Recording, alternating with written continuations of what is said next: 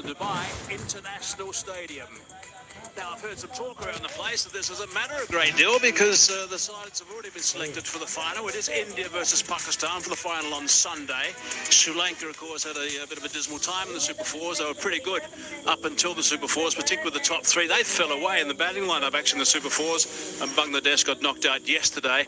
But I'm telling you something, when there's two teams playing international sport together, and a big clash like this against a side like India, it is going to be on. They're going to be driven by pride of performance, and they're going to be up for this as players because this surface is also going to be good. You're going to enjoy playing on this. There's going to be guys who want some runs. There's guys who want some wickets as well.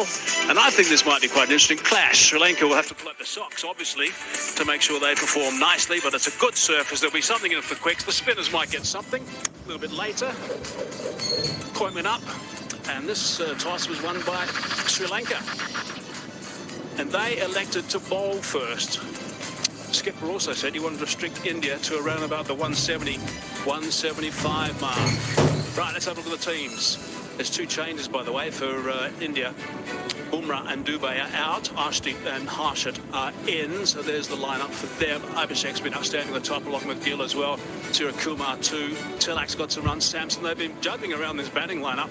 Interesting to see what they do today. But they have been superb in this Asia Cup.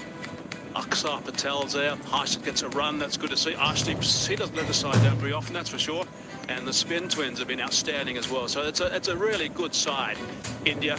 Now Sri Lanka, there is just the one change. Karunaratne is out and Lee Janagay is in.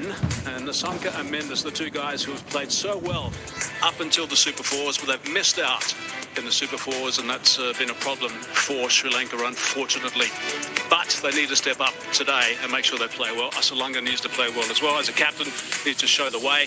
Hasaranga, he's a competitor. He'll be out there doing his best. Chamira as well. Chiksana will enjoy an opportunity again with the ball. He didn't play all the games, which is a little surprising. And Tashara gets a run too, and he'll get some swing out of the surface, as we did see with Bumrah actually a couple of nights ago when he was swinging the ball and hooping around considerably. So just a reminder, Sri Lanka won the toss. They've elected to bowl first. As per normal, there's some good support in for both teams at the start of the game. The crowd yesterday, by the way, was extraordinary. This ground was just about three-quarters full. It was great to see. It wasn't full at the start, but people came pouring in after buying tickets at the ground. And that was just wonderful to see all those guys coming in and really enjoying it. One thing we might see today, was we might see these players play with a little bit more freedom, the batsmen in particular. And if that happens, that's bound to be entertaining. So that'll be worth looking at. And they'll be able to do that, I think, on the surface they're going to be playing on, which will be...